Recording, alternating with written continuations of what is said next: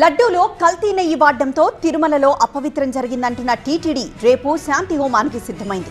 ఉదయం 6 గంటల నుంచి 10 గంటల వరకు హోమం జరగనుంది. శ్రీవారి ఆలయంలోని బంగారు బావి దగ్గర యాగశాలలో 3 హోమగుండాలు ఏర్పాటు చేశారు. పాత్ర శుద్ధి, యంత్ర శుద్ధి, స్థల శుద్ధితో పాటు పంచగవ్య ప్రోక్షణతో శాంతి హోమం చేయనున్నారు. యాగానికి సంబంధించి మరిన్ని వివరాలు మా సీనియర్ కరెస్పాండెంట్ రాజు అందిస్తారు. తిరుమల లడ్డూలో నెయ్యి కల్తీతో జరిగిన అపచారానికి తిరుమల తిరుపతి దేవస్థానం శాంతి హోమం నిర్వహించబోతుంది. ఆలయానికి సంబంధించిన రామకృష్ణ దీక్షితులు మనతో ఉన్నారు. చెప్పండి, ఏ శాంతి యాగం జరగబోతుంది? వైఖాన సాగంలో చెప్పబడిన శాంతి యాగం ప్రక్రియలో రేపు హోమం జరగబోతోంది. ఉదయం 6 నుంచి 10 గంటల వరకు తిరుమల శ్రీవారి ఆలయంలోని మొదటి ప్రాకారం అంటే విమాన ప్రాకారం దగ్గరలోని యాగశాలలో ఈ కార్యక్రమం జరుగుతుంది. అక్కడ ఉన్నటువంటి నిత్యం హోమం చేసే యాగశాలలోని ఈ కార్యక్రమం నిర్వహించబోతున్నాము. ఈ శాంతి యాగ నిర్వహణ వల్ల భక్తుల్లో ఉన్న సంశయాలన్నీ తొలగి తిరిగి శ్రీవారు ఎప్పటిలాగానే అందరినీ కూడా ఎప్పుడూ ఆయన అనుగ్రహిస్తూనే ఉంటాడు.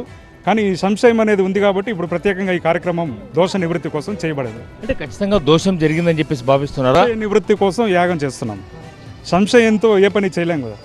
మానవులు మనసులో ఏదైనా సంశయం ఉంటే ఏ పని చేయలేరు. నిర్మలమైన మనసుతో ఏ పని చేయలేరు. కాబట్టి ఆగమశాస్త్రంలో పేర్కొనబడిన విధంగా మనము శాంతి హోమం నిర్వహిస్తున్నాం. రేపు ఎన్ని గంటల నుంచి ఎన్ని వరకు జరుగుతుంది? ఎంతమంది అర్చకులు? ఉదయం అర్చకులు పాల్గొంటారు? ఎక్కడ జరుగుతుంది? 8 మంది అర్చకులు యాగశాల వద్ద మంత్రోచ్చారణతో ఈ హోమాన్ని నిర్వహిస్తారు వైఖాన సాగం శాస్త్రోక్తంగా. అంటే ఈ హోమంలో ఏమి ప్రధానంగా ఈ 4 గంటల పాటు జరిగే హోమంలో అంటే మొదటి వైఖాన సాగంలో చెప్పబడిన మహాశాంతి మంత్రాలు అనేవి ఉన్నాయి. అవి చాలా శక్తివంతమైనటువంటి మంత్రాలు. ఇటువంటి ప్రాయశ్చిత్త ప్రక్రియ కోసమే ప్రత్యేకంగా ఉద్దేశించబడింది. ఇతర హోమాల్లో కూడా ఈ మంత్రాల ఉచ్చారణ జరుగుతుంది, కానీ ఇది ప్రత్యేకమైన విధానంలో జరుగుతుంది. ఇది రేపు శ్రీవారాలయంలో సుమారు 4 గంటల సేపు జరుగుతుంది. అంటే ఎన్ని హోమగుండాలు ఉండిపోతాయి? ఈ హోమగుండాల్లో ప్రధానంగా అర్చకులతో పాటు ఆగమ పండితులు కూడా పాల్గొనే అవకాశం? అర్చకులే చేస్తున్నారు.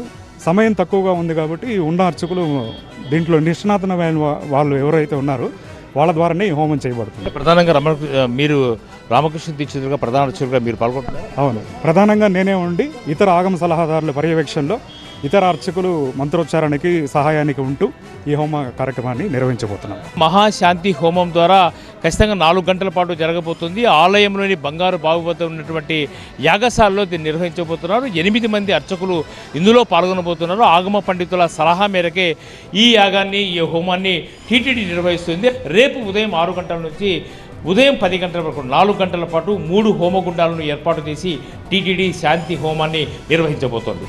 కెమెరా పర్సన్ జగదీష్తో రాజు టీవీ తిరుపతి నుంచి.